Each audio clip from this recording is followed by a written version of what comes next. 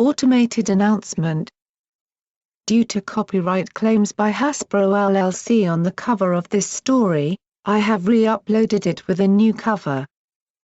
Some audio editing has also taken place. I apologize for this inconvenience. Sincerely yours, Visual Pony. Twilight Sparkle Night Shift by Joe. Chapter 10. The World Forgetting by the World Forgot. Luna was silent. The city, however, was not. It would be midnight soon. The streets teemed with ponies in fancy dresses and lavish suits. The very moment they had stepped out of their servant-drawn carriages, they had plunged right into the ritual, sucking up and licking clean for which the Grand Galloping Gala was so famous. They stood under every tree, by every wall, behind every corner, and at every fork of the road, holding their expensive drinks and working their verbal ways towards one another's wallets, completely complacent and entirely ignorant of what was going on beneath their hoofs and beyond their heads. Luna wordlessly dodged them and their inquiries whenever they came near us, outright shoving them aside when needed be. They would never dare to say a word about it. If anything, they were ecstatic to have been touched by Her Majesty. Or they acted like it, anyway. "Where are you taking me?" I asked. The question had been on my mind ever since Luna escorted me from containment. It's not that I had been afraid to ask. It just took me a while to shake off the shock of what happened down there and start caring for my own life and future again. "I need you to talk to your brother," she replied. "Oh, how ominous." We closed in on the Canterlot Palace, and the previous snobbish congregation was gradually replaced by a different crowd. Celestia's royal guard stood tall and kept a vigilant eye on any who came close to the great towers. And I was surprised for a moment, for I had expected that the night guard would watch over the gala. I remembered, then, my previous visit to Canterlot, when the night guard had taken over for the day, a debt that the royal guards would, according to shining armor, need to repay later. Perhaps tonight was the night. As we neared the great gate of the palace court, an odd sound reached my ears. Somewhere, beyond the walls, a mare was yelling. Luna heard as well, and it made her hasten her steps. The wall of guards that stood before the gate parted for Luna and me and quickly closed again behind us. It was then that I could finally see the yelling mare. The revelation, however, left me more perplexed. Shining Armor stood atop the wall that surrounded the palace, dressed in full-body armor, and Princess Cadance was beside him. She was half-dressed in her regal attire, and her mane looked as if the servants had begun putting it in order but stopped, or had been stopped, halfway through.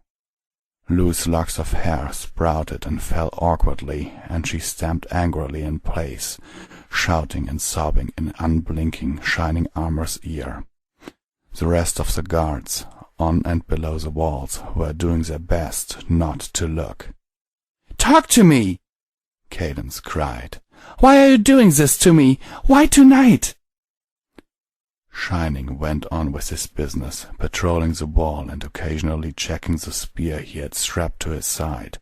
His comrades, subordinates really, made sure to stay well away.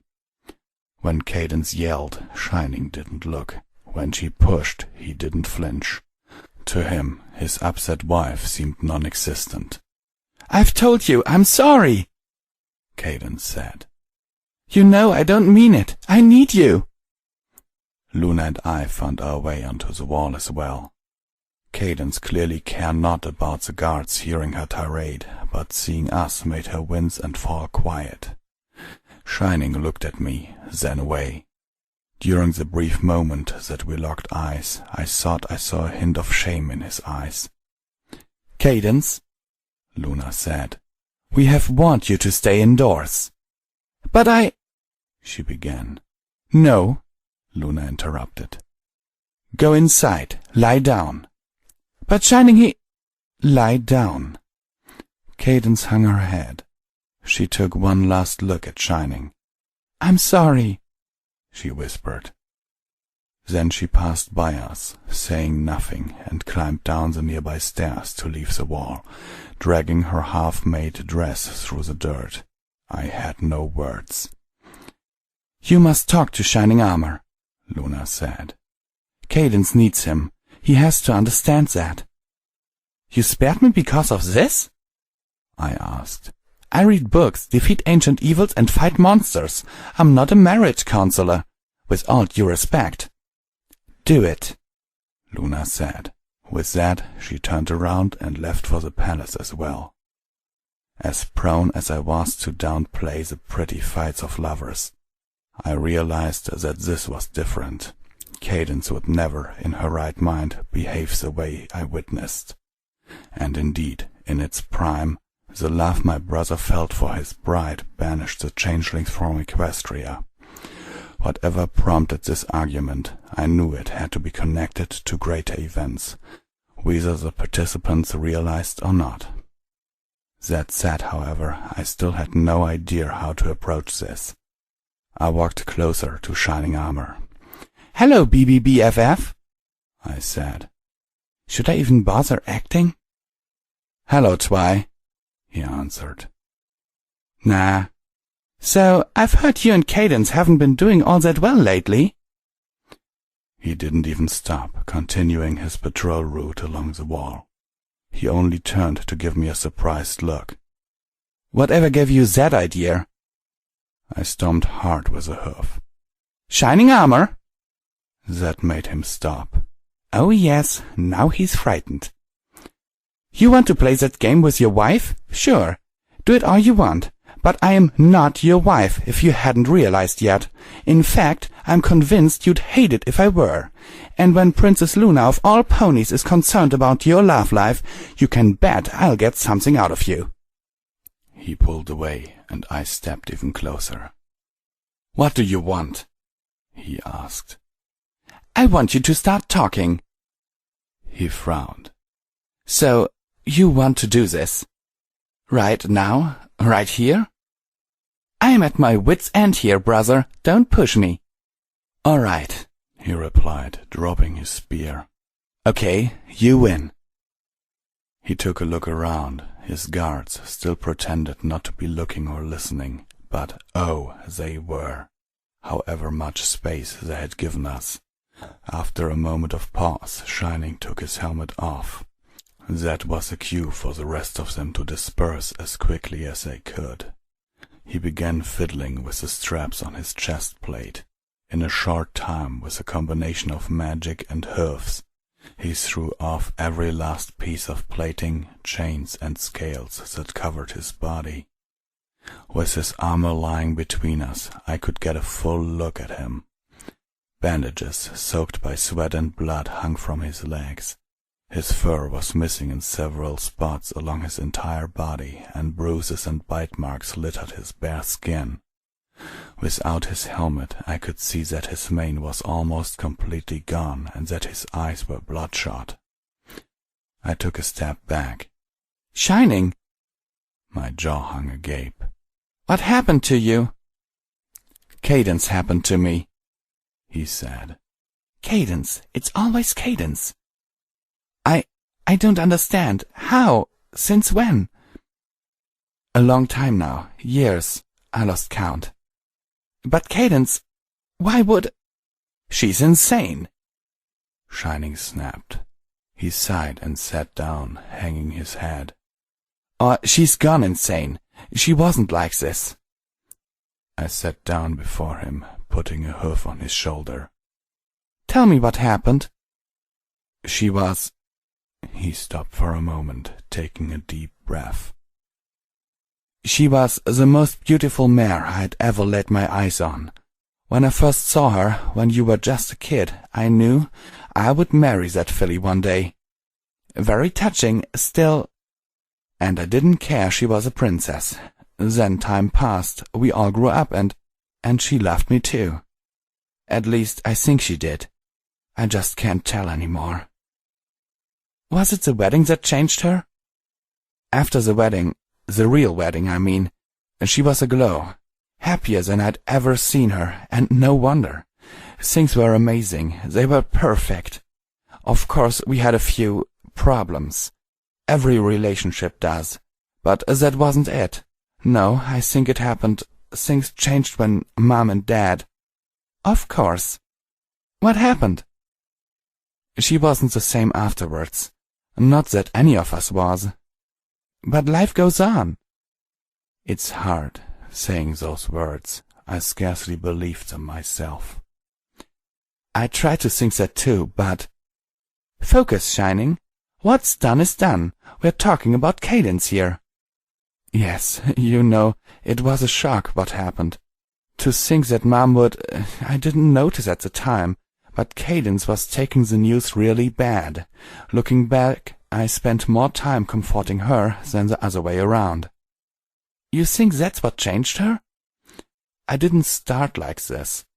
She was just a little more aggressive. No, that's not the right word. At first she was just confident. Confident?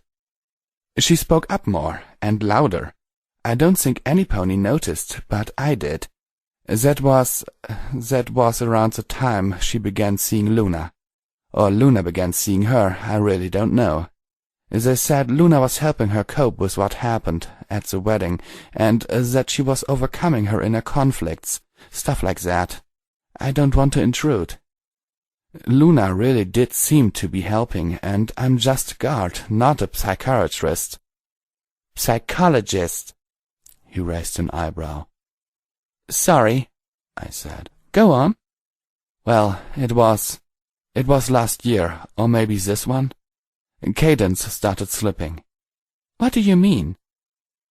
If she wasn't aggressive before, she was now. She got violent. At first it was only yelling, and then she started throwing plates and glasses, and whatever, when she couldn't get what she wanted. I never made it my business what she does as a princess. I thought she was taking her frustration out on me. I was hoping it would pass. But it didn't. I tried talking to her about it, but that only made it worse. She blew up on me, asking how I dare ask something like that, how I could imply that something is wrong. And of course the next day she was sorry, and she promised she'd make it up to me, and that she'd never do it again. But she did. She always did, worse than before. She hurt you? She started to just up and slap me when she didn't like something, and she hated a lot of things. Short fuse, you know, getting shorter every day. After a while she even stopped apologizing. She pushed me, she punched me. He bit his lip. I won't even talk about what she does after dark. But couldn't you defend yourself? He gasped. Defend myself? Twilight, she's half my weight. I looked away. So you just took it? And this? He pointed off the wall at the city spreading before us. The gala. It brought out the worst in her. Luna insisted it'd help, but didn't, did it? Hold on. Does Luna know about all this? I sure didn't tell her, but I can't imagine Cadence never bringing it up. How was the gala meant to help exactly? Oh, it's all Luna's idea. It had helped Cadence make connections, socialize, feel she's loved, whatever. Between you and me, I think Luna is projecting. I nodded. She would be the one to fear abandonment. All I know is that it's killing Cadence, and she's killing me. In Cloudsdale, when we were delivering the invitations, she sneaked away from her escort. She sneaked away from me, and when she came back with a limp. I was afraid to ask by that point, so I didn't, but that made her angry again. Why don't you care any more? And I did defend myself then, that one time. I almost broke her leg. I remembered Cadence failing to throw a ball back to some folds when I was last in the city. Her fetlock!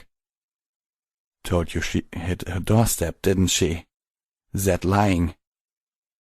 I saw tears swelling in Shining's eyes. He turned away and wiped them off before his eye could fall. "And I just can't do this anymore." His voice was cracked. He gulped, trying to keep himself together. "I love her too much to stop her, but I can't be near her. What can I do? Do I go and complain to Celestia? I'm sorry, but sweet Princess Cadence turned into a monster? I'm the captain of the Royal Guard. I'm the one she sends to solve problems." He gulped again. "And now Cadence is out here making a scene, and Luna sends you to talk to me and—" He raised his hoofs and began pulling away at what was left of his mane. I quickly leaned closer and hugged him. He wrapped his hoofs around me and held me tight. We spent a few minutes like that, and I felt his tears on my shoulder. Even so, locked in my brother's bitter embrace, I couldn't stop thinking.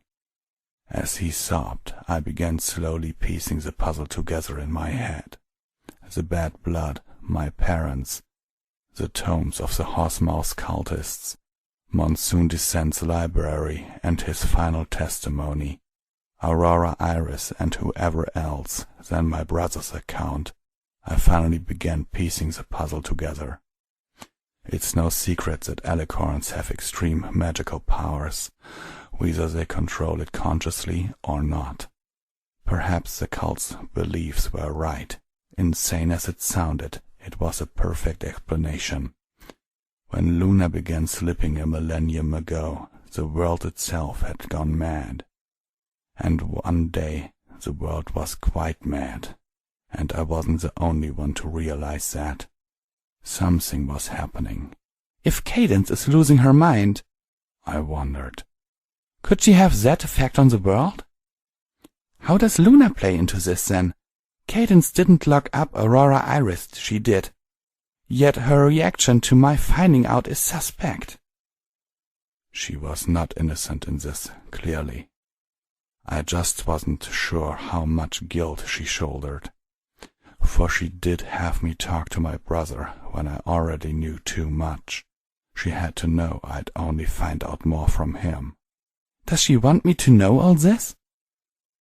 Then why had she kept it all hidden for so long? After a while, my brother's hold on me weakened. I took his opportunity to speak up. "I will do you a favor, Luna, just this once more." "Cadence does need you," I said. "At least for tonight." "I know," Shining whispered, "but I just can't." "If you can't do it for her, then please do it for me." "For you?" "For me. I promise I'll do my best to help." He let me go. "How could you help?" "Don't bother your head with that. Just remember that I promised." "But," I smiled, "cross my heart, and all the rest." He hung his head for a while before looking at me again.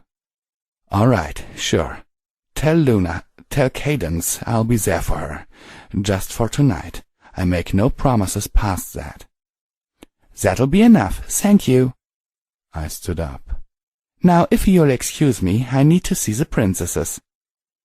Shining got up as well, nodding. "Take care." I turned to walk away, but couldn't resist saying one more thing. "Don't forget to put your armor back on, big brother. It'll help you feel like a stallion again." With that, I climbed off the wall and left for the palace. I did not possess all pieces of this puzzle just yet, but I knew who did.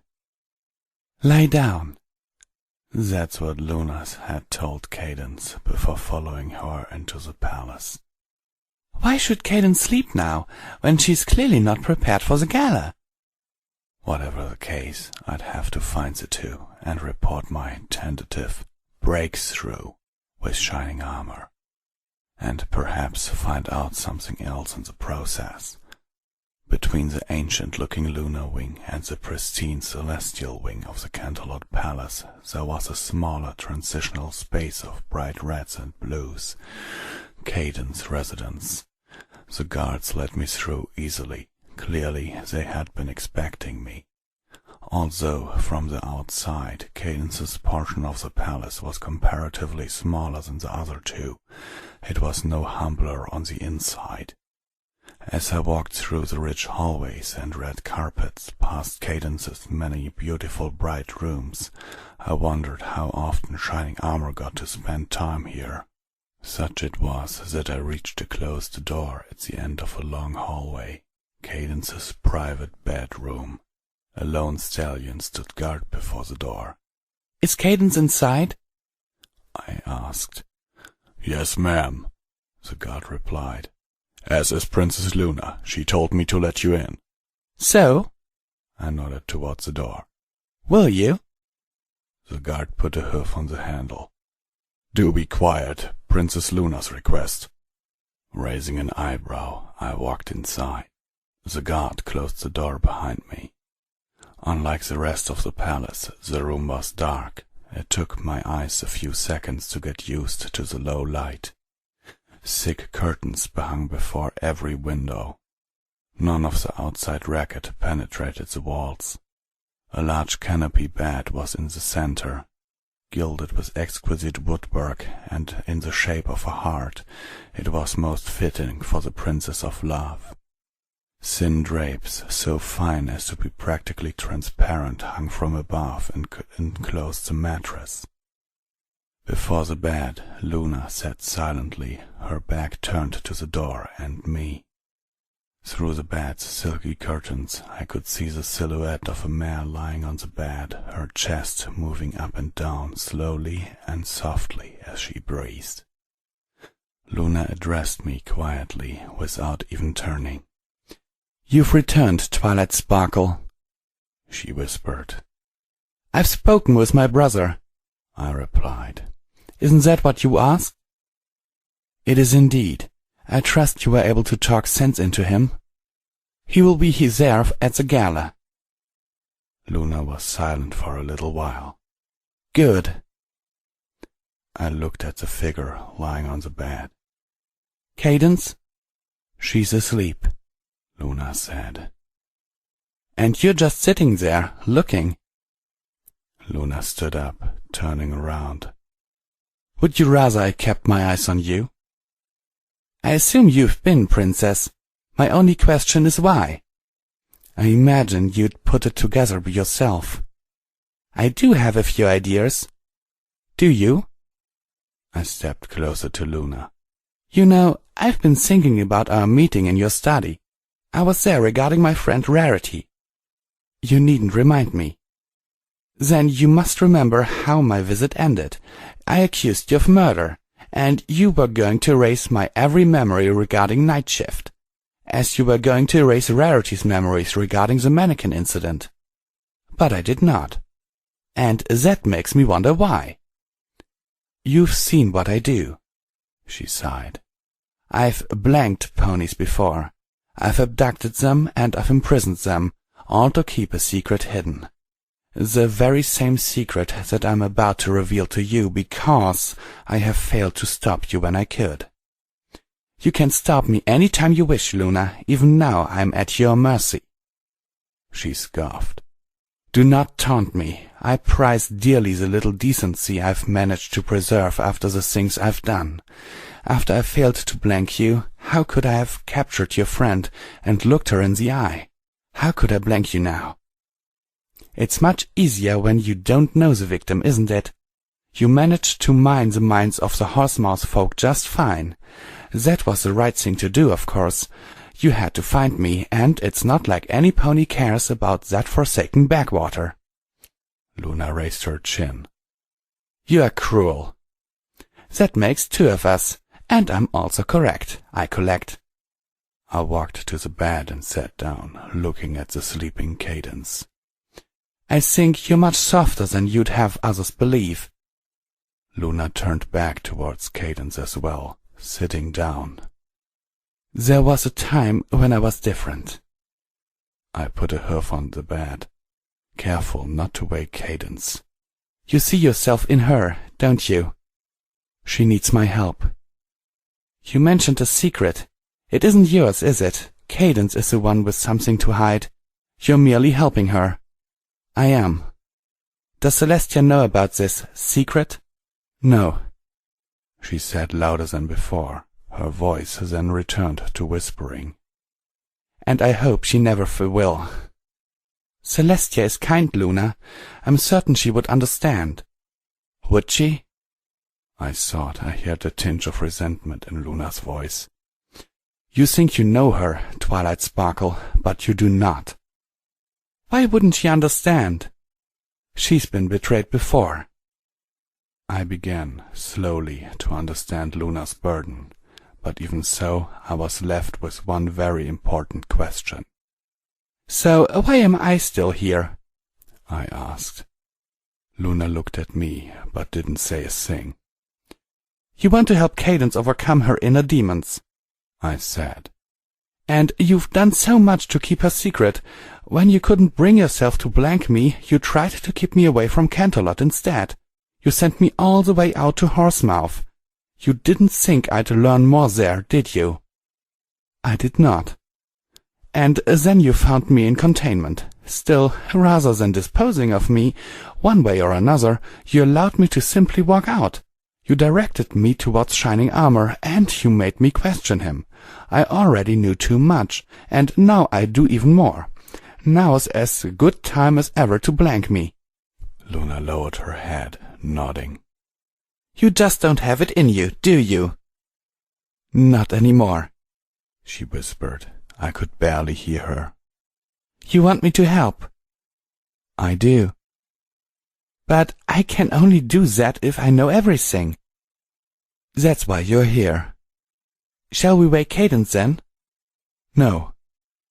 She looked at the dreaming Cadence for a moment, then back at me. They say a picture is worth 1,000 words. Luna put a hoof on my forehead, and a rush of cold shot down my spine. What you're about to see is worth more than 1,000 pictures. She looked at Cadence again, closing her eyes for a moment. When she opened them again, they glowed brightly, just like on that night when I met her up in her study. Her pupils turned pitch black and grew wide, consuming her irises. Her horn lit up, and she pointed it at Cadence. I lay on the floor, my eyes closed. There was a heavy rainfall, and there was lightning and thunder, and I was cold and soaked. By the time I stood up, my coat had absorbed enough water to make standing noticeable more difficult than it had any right to be. The ceiling was gone, the walls were gone, and the bed was gone. Everything that had been in the room, indeed everything that had been the room, was gone. The only reminder of my former location was a floor, which seemed to have been lifted wholesale from Cadence's room. It was an island, a tiny patch of land amidst an endless stormy sea.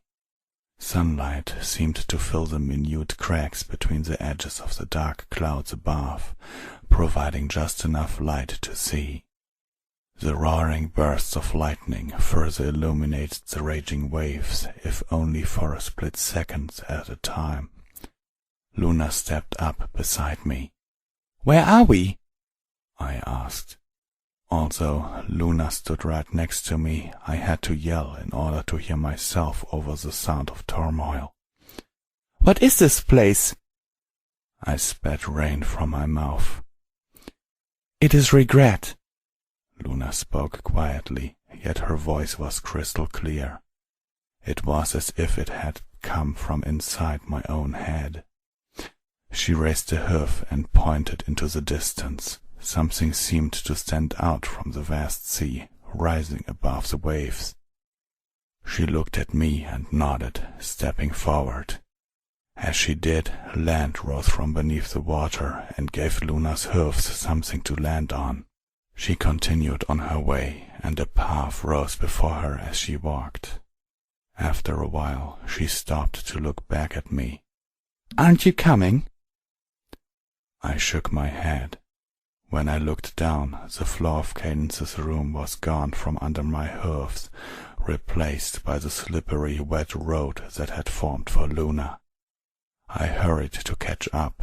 All along I couldn't shake the feeling of being watched. Luna guided the long dirt road, and the long dirt road led me. As we walked toward the thing that rose in the distance, I could slowly make out a vague shape. It was something white with a triangular shape on top. For the longest time the rain made it impossible to see any real detail. I wondered why it was that Luna appeared completely unfazed and unaffected by the storm. She walked with the power and confidence she had always possessed, and her star mane waved gently in the air, ignoring the heavy wind entirely. In the middle of the infinite sea we came upon an enormous hole, wide enough to fit the entirety of Canterlot into it, and perhaps then some. In a perfectly circular shape, the sea cascaded into a black nothingness below. I couldn't even hear the water splash at the bottom. From that very same hole at the center, a large building sprouted, rising from the endless abyss to tower right high above us. The building resembled a house of extremely simple design, or perhaps more precisely, a dollhouse. Its many rooms were all missing a wall, allowing us to see inside. Within each room I saw a different vista. Some opened to grassy plains and others contained real rooms, while yet others showed me illogical alien sights and far-off lands that only a dreaming mind could conjure up. Looking at the building, I felt like opening a false playbook of tricky pictures. The room I was looking at stayed completely still, while everything else seemed to move and swirl around it. I could never take two looks at the same thing, for by the time I looked back, it had either changed its position or the room switched out what was previously therein. A crash of thunder reminded me to keep going. Luna kept walking as well, the road continuing to grow before her as she walked into the hole. The path in the water became a long and twisting platform that floated above the emptiness below. We continued our way towards the dollhouse as the path came to an incline, taking us below sea level. Closing in on the building made it no easier to comprehend. Indeed, if anything, it made only my head hurt more. "This is Cadence's mind," Luna explained. "This, for all intents and purposes, is Cadence. Everything she is or ever was is in there. Is this right?" I asked quietly, half hoping that the rain would drown out my voice. "Right?" Luna asked. It seemed she could hear me perfectly well. "It seems wrong, invading her mind like this." Luna didn't say a word.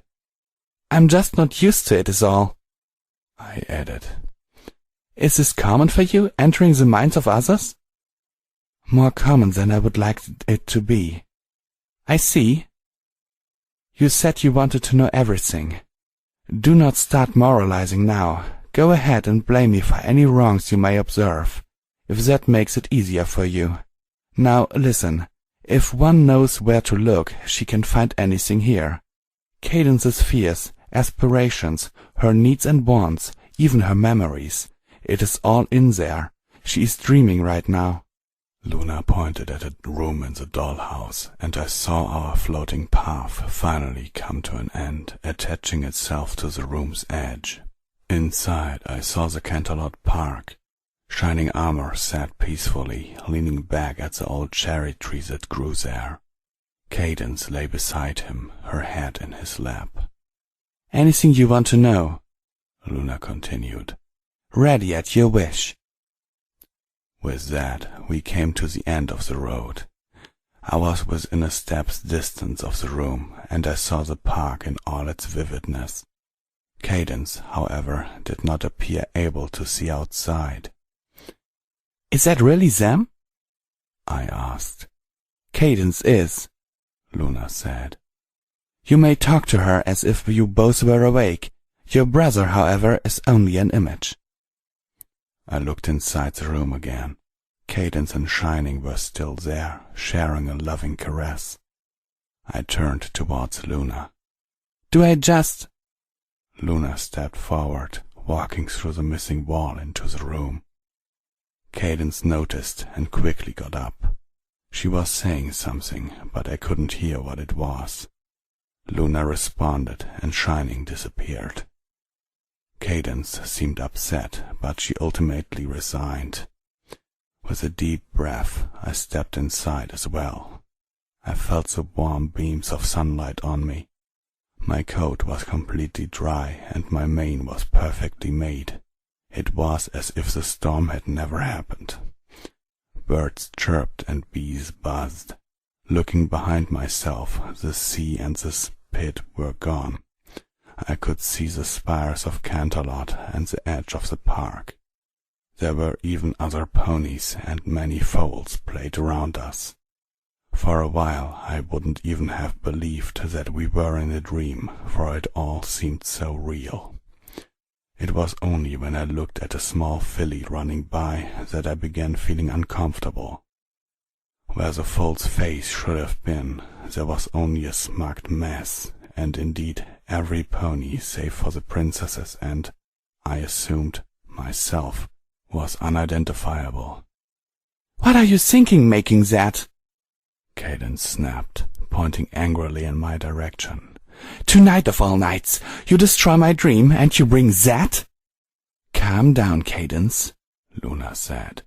"You are correct. Tonight is very important. That is why it is crucial that you remain calm."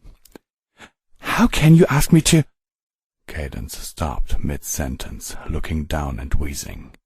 She took a deep breath and continued in a much calmer manner. "How can you ask me to stay calm when that's staring right at me? I can't do this, not tonight." I inched closer to the arguing pair carefully. Cadence shot me a disgusted look. "Please," she said, "make it go away." "I will not make her disappear," Luna said. Cadence looked at her in confusion. "What?" She looked at me, then back at Luna. "Do you mean she's—" Luna nodded. You're—" Cadence began choking on her words, as if she were about to cry. "No, you're lying. You wouldn't—" I looked at Luna questioningly. Her nod gave me the go-ahead. "I assure you, Cadence," I began, "I'm quite real." Cadence's eyes went wide, and her hind legs went numb. She sat down, her jaw hanging agape, tears swelling up in her eyes. She slowly turned her gaze towards Luna. "How could you do this to me?" "She found out on her own," Luna replied. "You didn't even try." Cadence's voice was cracked, and she struggled to hold her tears back. "It was either this or taking her out of the picture completely. You would not have stood for that." Cadence opened her mouth, but Luna interrupted. "Don't act like you would have." "But I—" Her voice cracked again. She looked at me. "I can't have her see me like this. I can't." She turned around and buried her face in her hoofs. "She already has," Luna replied. "Half the royal guard has, in fact. Outside on the wall, don't you remember?" Cadence pulled at her mane. "Don't look at me! Don't look at me!" "Cadence, please," I said, stepping up beside her. "I don't know what exactly is happening, but if Luna thinks that I can help—" She looked up at me, and I saw her tears rolling. "You can't help. No pony can. Luna's been trying so hard and for so long, and what has she accomplished? Nothing." I felt sick, and I heaved. For a moment I thought I was going to throw up. The moment passed, however, and I felt fine again. The two princesses didn't seem to have noticed at all. "I will show her everything," Luna said. "Unless you want to tell her yourself." Do it, then, Cadence said, burying her face in her hoofs again. if you absolutely must. Cadence disappeared, and I heard Luna's voice in my head once again. It began when Queen Chrysalis arrived.